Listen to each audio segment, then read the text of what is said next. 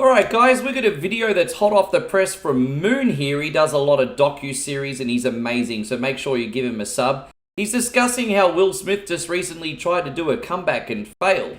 And, you know, Will Smith's obviously been very polarizing the last few years, and he's gone basically from being like one of the most popular people in Hollywood to all of a sudden people just not being able to stand him, or even worse, being indifferent to him. So let's have a look at what went wrong today. From singing to fake AI crowds to putting castles in their head as a statement and getting cancelled by Hollywood, the Will Smith family has been going through it all. Ever since that fateful night at the Oscars, the Will Smith family has completely fallen off of the map. And so in this video, we're going to explore where the Smith family is today, and how one of the most famous families turned into a parody of all the things wrong with Hollywood and fame culture. Yeah, so just to recap with the whole slap thing. You know, Will Smith started off again being the most popular Hollywood guy, or at least one of them for decades, right? And then all of a sudden, a handful of years ago, they had the whole round table thing where Jada admitted she had an entanglement and cheated on the guy. And he had egg on his face, he looked really stupid, although still, at least at that point, people were somewhat willing to forgive him, even though he sort of looked pathetic, right? But then when it came to the Oscars situation, you know, Chris Rock cracked the G.I. Jane joke, which is a little bit harsh. But, you know, he's a comedian. It should be expected, I guess, to a point. I understand you've got to honor your wife, but there are some nuances in the name of comedy, I think. And Will even laughed at the joke. But then he turned around to his right or left or whatever it is, and he saw that Jada wasn't laughing and the other lady there wasn't laughing either. And then all of a sudden his temperament changed, and then like a lapdog, he just went up and basically punched Chris Rock. And it was really pathetic, inauthentic. And that's where people started to lose respect for him, because they kind of all started to see him as sort of being like fake and just around the thumb of Jada too much. But yeah. Let's begin with Will Smith. Ever since the Oscar slap, he's never really been able to get any serious roles in Hollywood. His relevance has completely died out. Nobody cared about him and nobody wants to be associated with him. Not even his own family. So Will had to do something drastic, and it all started with, you guessed it, Pretty Girls. Now, we've spoken about this before, but things have only gotten so much worse since. And by the way, the fact that Will's family is not talking to him, I'm assuming they mean Willow and Jaden, and I really dislike that. It just goes to show that when you're picking a life partner, whether you're marrying her, de facto, whatever, it's the most important choice you'll ever make. Because even if your wife ends up falling out of love with you, a really good, solid woman is going to encourage the kids to have a relationship with you and even still look up to you, right? And so he just made such a poor choice in that department, and I almost feel bad for him for being so isolated, actually. June 2025, Will dropped what might be the most cringeworthy song of the decade. The track opens with Will sitting in a therapist's office describing his problem, which turns out to be liking attractive women. Already, you know this is gonna be rough. It's a 50-year-old man with a broken image, a broken family, rapping about young attractive women. Then he starts rapping about different flavors of women: vanilla, chocolate, strawberry, lemon. And the internet absolutely clown on it. You know what? Will Smith has always done the cleaner type of raps. Obviously, there's no offensive language in that. And only like 2 decades ago, songs like Switch and Party Up, people were still shaking their tail feather in the club. They freaking loved it. I'm showing my age now, right? But he's always been that goofy clean rap guy. So it's a shame that compared to then and now, there's just such a big disconnect. I'm never going to ever knock anyone, no matter what their age is, to try something new, climb a new mountain. If he wants to keep making music, he should make new music.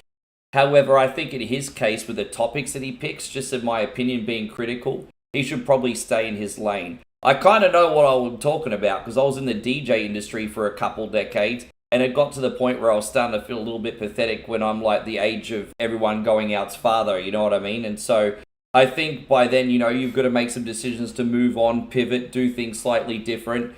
Maybe that's the same for him with his music topics, but what do you think? You go on TikTok, YouTube, anywhere, and you'll find he hasn't got a single real fan. Just check out these comments and critiques from literally everyone, from YouTube comments to Reddit and newspaper and music critic headlines. Even the people you would expect to like Will Smith called it exploitative and noted the potentially unintentionally creepy lyrics. Exactly, the song was yeah. part of his album based on a true story, his first in 20 years, which completely bombed and became the worst reviewed album of the year. Pitchfork gave it a brutal 2.4 out of 10, calling it a pointless apology tour that was devoid of perspective or style. The reviewer wrote it felt like a campaign platform with one message: please take me back. You know, for the record, I don't even want Big Daddy Will to fail. I really hope one day he makes a comeback and can have some kind of redemption story, because that would make a hell of a follow-up book and a testimony for people, which could probably help others that have made bad choices in their life. I don't know. I mean, I just would like to see him redeem himself. I don't think he's inherently a bad guy, but he's certainly someone that's made a lot of bad decisions. And I think the biggest problem people have with Will Smith now is it just feels like such a lack of authenticity, and he's trying too hard to connect without, I guess, being the right elements of himself. I mean, we all put on a mask, especially when we're in the entertainment industry to a point, but I just think people don't think they know the real Will Smith anymore. Rolling Stone wasn't any kinder, describing the album as clunky and weighed down by cringy gospel-tinged, platitudinous rap. The Independent gave it 2 out of 5 stars, saying it lacked innovation and came across as quasi-inspirational songs that lacked energy. And these are the people that should be loving Will Smith. The previous idol of Hollywood. The guy who would say whatever he needed to say and do whatever he needed to do by Hollywood elites. And the commercial performance was even worse than the reviews. The album completely failed to chart on the Billboard 200, obviously. And it was Will's first album to ever achieve that level of commercial failure. Yeah, I mean, the fact that it didn't even make the Billboard 200, that's really brutal, because just on name value, at least up to about 5 years ago in itself, someone would see Will Smith and they would instantly drop on it. Like, Will Smith as a name and as a brand itself would have been enough of a marketing tool to sell copies of literally anything. Rock is kind of going through a similar thing with regards to his name value, and it's a completely different situation. I'm not going to pivot so much. But man, I tell you what, the entertainment industry is brutal. Rise and falls can happen just so quickly. It's unbelievable. In the UK, it sold just 268 copies in its first week, and only managed to hit number 79 on the download charts. And to be honest, most people probably buying this are doing it for the meme. As that's not a typo, 268 copies. Local indie bands often sell more copies at a single concert. To promote this masterpiece, he decided to perform at London's King Cross station, and he definitely didn't manage to rescue his image, as he asked for the crowd to chant and dance along, only for them to stand there like cardboard cutouts. Viewers then described it as having no energy, no response, nada. With nobody dancing along, nobody even looks happy. And if he thought busking at train stations was rock bottom, Will had other plans. You know what, but people are really uptight these days, especially with technology, mobile phones, and not knowing how to act in social situations.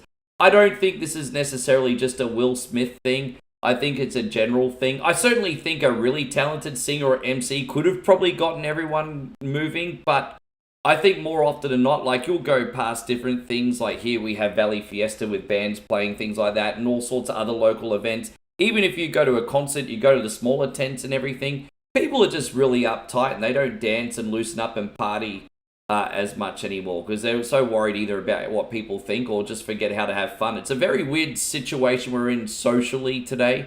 So I'm just saying, I don't think it's 100% his fault that people weren't moving. They are a little bit awkward and uptight in crowds these days. August 2025, during his European tour, Will sung so low that he posted a video showing massive crowds cheering for him. Except the crowds were fake AI.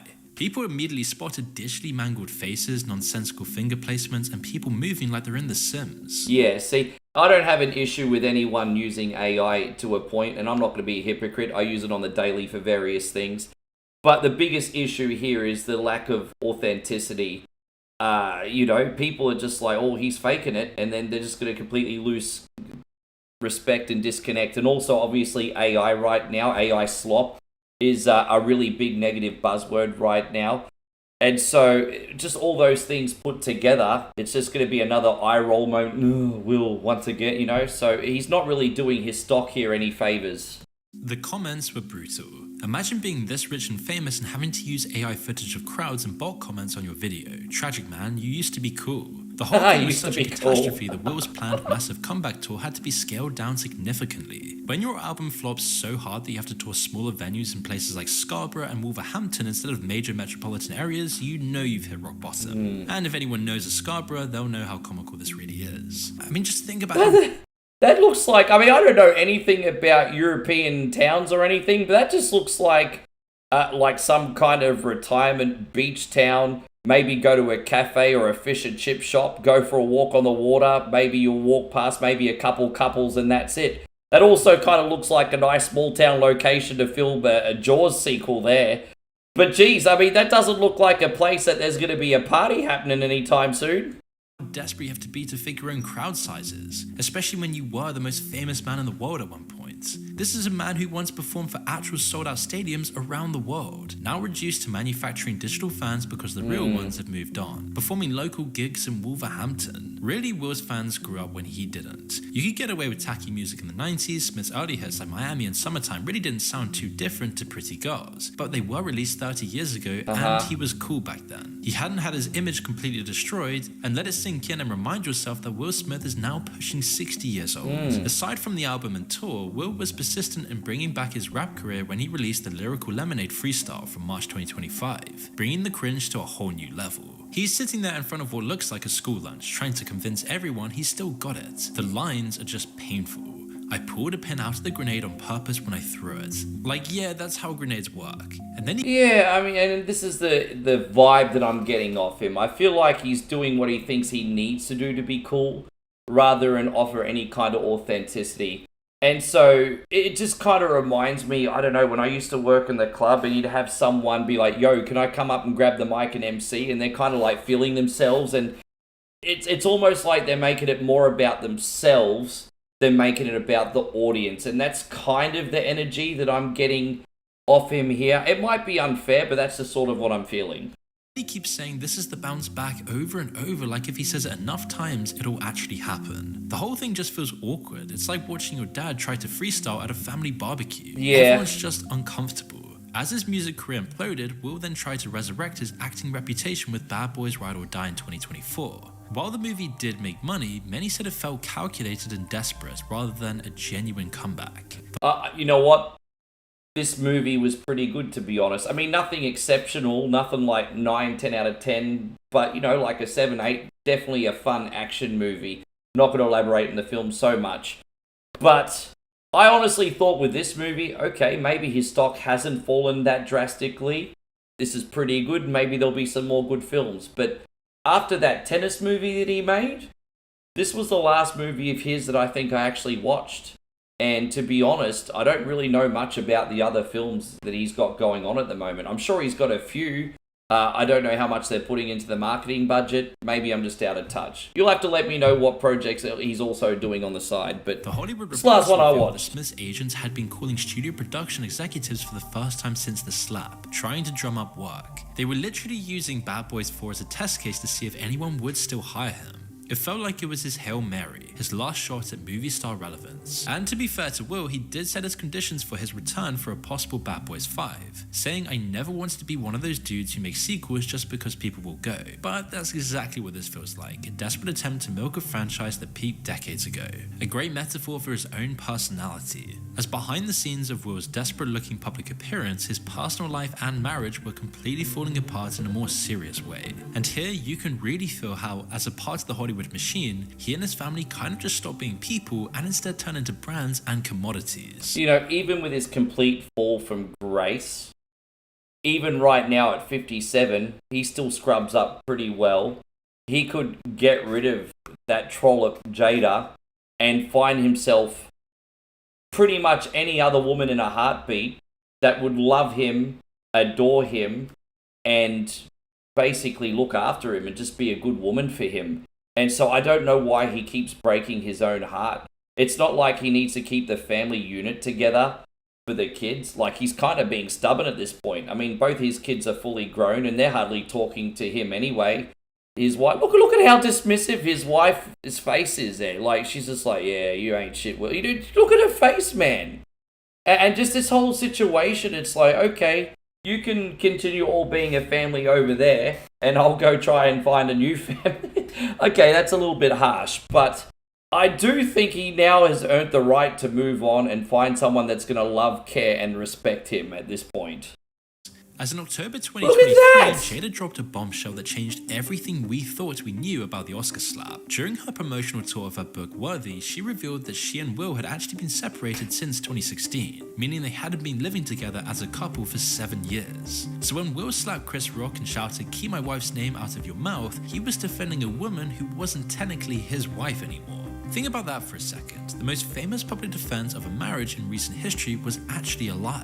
They kept up the charade for the cameras and for the brands and movie roles. Jada said that they were exhausted with trying and stuck in their fantasy of what we thought the other person should be. You see, and we don't even know what's real or what's fake anymore. And this is probably what's so exhausting for the crowd. Again, lack of authenticity. It seems like a role within like a real life situation, right? Feels like a movie playing out in real life. So no one knows what's real anymore.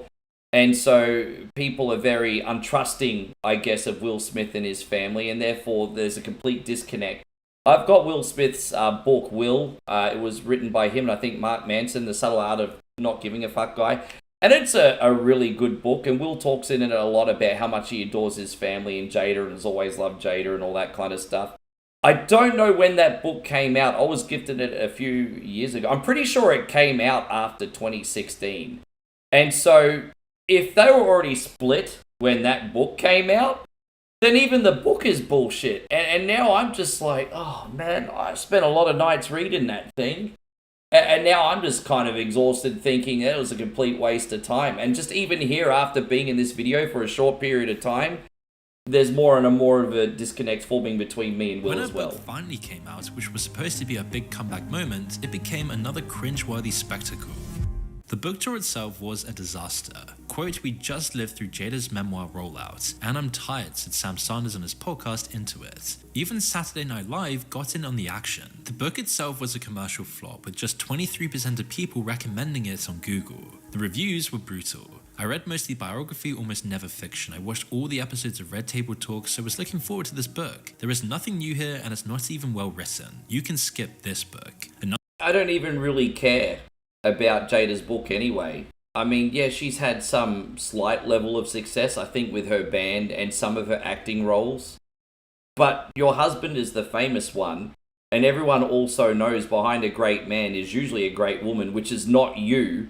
And so, you know, for example, if you're looking at the Obamas, you know, you had like the president, right? And then that's a pretty amazing thing to do, to be a president of the country. And so obviously, Michelle, everyone would be like, okay, well, let's see what she did to make her husband tick. It's completely the opposite in this situation, because you've got Will with a really horrible wife. Why is everyone going to read her book? Because she's only had moderate success, she's not the famous one, and she hasn't been a good mum and wife. And so I just think that's a complete waste of time. Another reader wrote, "What a stupid book. Completely not worth the money. After about 30 pages, I had enough." Speaking of Red Table Talk, that was another thing that objectively hurt the Smith family as a whole. Jada's talk show, with a terrible 2.9 out of 10 rating on IMDb, gave the world an overly intimate look at the whole family. It exposed the family for the sake of virtually nothing. The most infamous episode was the entanglement one, where Jada admitted to her affair with her son's friend who was 27 while she was 48. The episode spawned the sad Will Smith meme that went viral, showing Will looking absolutely miserable as his wife casually discussed cheating on him. Decades ago, the average person knew very little about their favorite movie star. With Will, Jada and their kids, Willow and Jaden, everyone seemingly knows too much about their famous family. The financial pressure probably didn't help their relationship either. Will's media company Westbrook, which he built with Jada, has been hemorrhaging money since the slap. I think if you're a public profile person, it's good to let people in, but only to a certain level. Because there's always that line where you can cross and overcook it, where all of a sudden you become too much. Do you remember that episode of The Simpsons when they had the monkey's paw right, and then they made the wish to be rich and famous, and then there was just The Simpsons everywhere? It was just too much. I don't know if it's a case of law of diminishing returns, oversaturation, maybe a combination of the two. But yeah, it was just too much of a good thing, and just, yeah, seeing the Smiths everywhere, everyone was just getting sick of it. For 2022, they were bringing in around $170 million annually and had turned down a $600 million buyout offer. After the slap, their revenue dropped to just $100 million in 2023, forcing them to lay off half their staff and lose major deals. Sure, it's still massive figures, but you just get the sense that the whole situation has taken a serious toll on Will's mental health. It's what's led him to do all these weird collaborations with any random influencer, just trying to stay relevant no matter what. And he has actually been open about struggling with depression, which is at least somewhat redeemable, but it seemed like Jada again brought this to the public's attention in a I don't have a problem with people wanting to stay relevant. Like, I work in social media, I'm a brand, I have to do what I need to do every day to stay as relevant as I can, whether it's reels, even a reaction video like as this, my live streams, my posts, and anything else I do. I mean, you're the brand, you've got to put yourself out there, right? I don't have a problem with that. I think people just have a problem with what it is that he's selling. But the actual wanting to sell yourself, that's not a bad thing. I mean, that's the game that we're in. We got to get as many eyes on ourselves as we need to. In a way that didn't really show Will much respect, as people pointed out that the way her family's revelations were handled seemed to prioritize content and publicity over privacy and dignity. The pattern of exposing intimate family struggles for the public to consume, from their marriage problems to their children's mental health issues, all feels really uncomfortable and ultimately damaging for the family. But it's not like Will has tried to tame his ego though. Instead of handling the whole slap incident quietly, he decided to double down with a Chris Rock diss track. During an appearance on Apple Music's Fire in the Booth series, he clearly references the incident, spitting, "If you talking crazy out your face up on the stage and disrespect me on the stage, expect me on the stage." 2 years later, and Will is still trying to make Chris Rock the villain in his story. Again, he's 57 years old. So with all that in mind, take a second to imagine what life has been like for Jaden, Will Smith's own son. While Will spent decades working his tail off to become the best product he could, he had that level of fame, notoriety, and societal pressures hanging around his neck from the moment he was conceived. Despite his parents' best efforts, he had zero chance of a normal childhood. And that isn't just speculation on our part.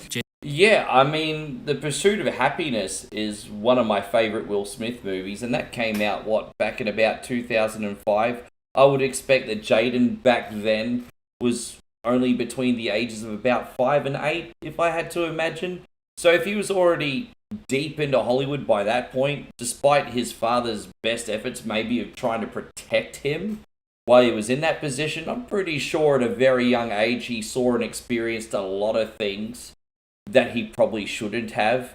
And if I can be so bold to say this, I think some of the decisions he's making now with his life, won't go further into it, have probably got to do with those experiences. Jaden himself said as much. In a 2018 interview, he told Teen Vogue, "People treat me like I'm not a normal human so much that you start to believe it. Like, am I not a normal human?" At the 2025 Grammy Awards, this pressure manifested in perhaps the most ridiculous way possible. Jaden showed up wearing a literal castle on his head. The $4,600 piece called the Vampire Castle was designed by a Transylvanian designer who claims to have descended from nobility. I mean, I don't get it. That just looks so weird. And just seeing his body language when he was standing there with a castle in his head, you could tell he was just feeling really awkward and uncomfortable. And so I don't know if it just feels like he's doing whatever he needs to do to get some clout. Like, it's obviously clout chasing, but doing it to the point where you're uncomfortable and you feel like all your dignity is going out the window, man. But it's crazy. Like, I know just as much as anyone how hard it is to get eyes on people these days. It just seems you need to always constantly chase new goalposts, find the next new fad, the next new shock value content piece. And I can understand why people go out of the way of authenticity and go towards clout chasing. I'm not saying I agree with it. I can kind of understand why it's happening.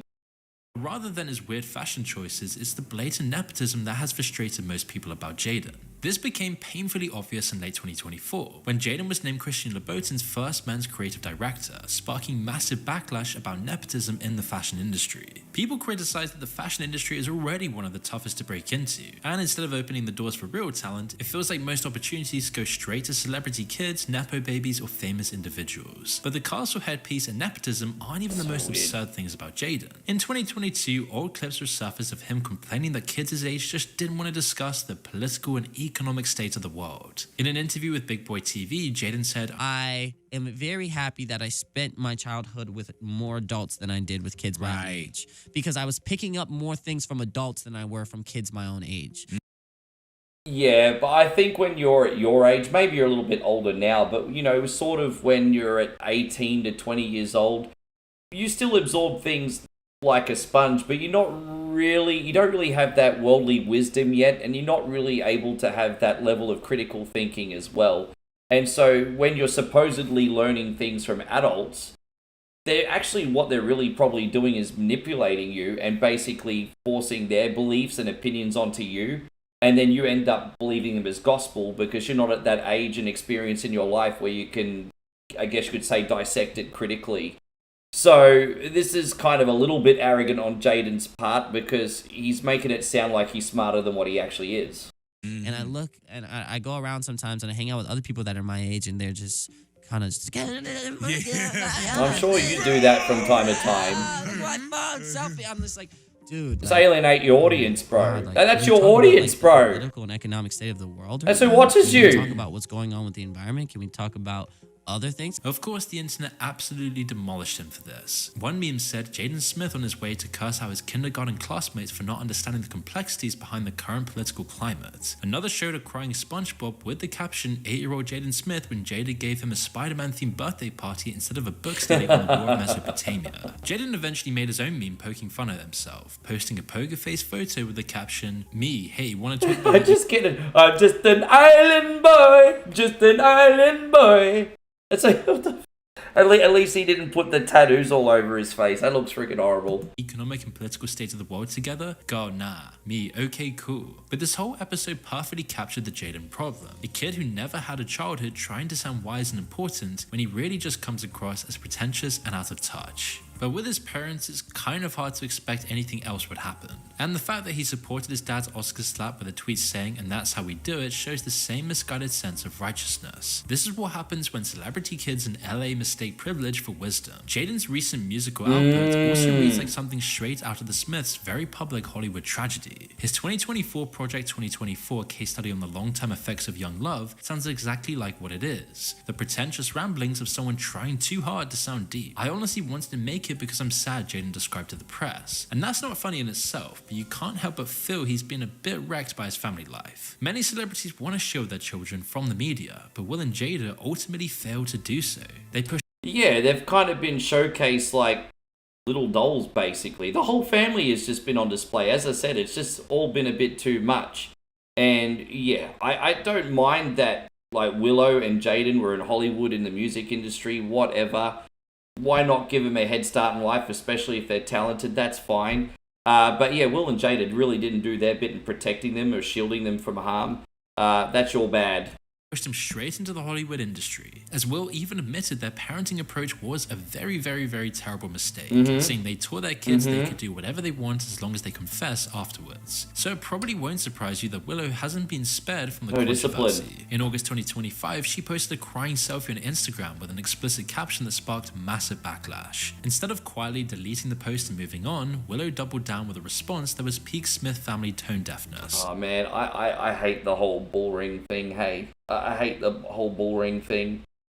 I know that's a little bit harsh, but whenever I see someone with a bull ring, I just run from the hills because I always stereotype a bull ring being linked to massive like social issues. I know that's like really unfair of me, and it's probably a very unfair stereotype, and I'm probably going to get a lot of heat for that comment. But when I see that, I freaking run, eh? All niggas so dense. Y'all forgot funny existed.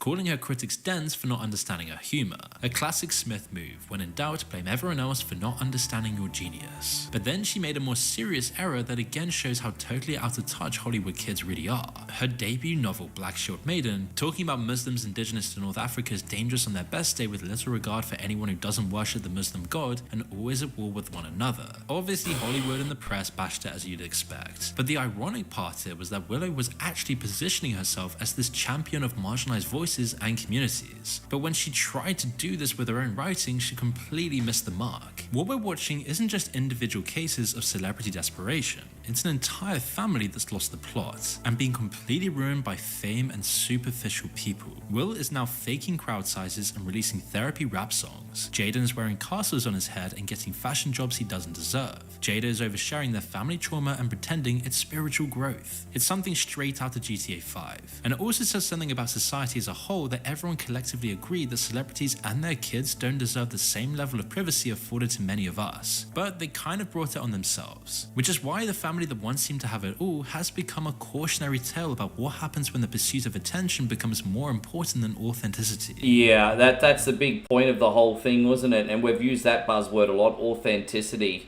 And so that's food for thought for me. I always want to make sure I remain to be authentic. It might be the longer way to achieve what it is I'm trying to achieve, but hopefully I can build connections with people and we'll see how it goes. But this was a very good video, if not an exhausting video. Once again, please check out Moon. He's a great docuseries creator. And let me know your thoughts, guys, and we'll see you on the next one. Thank you very much.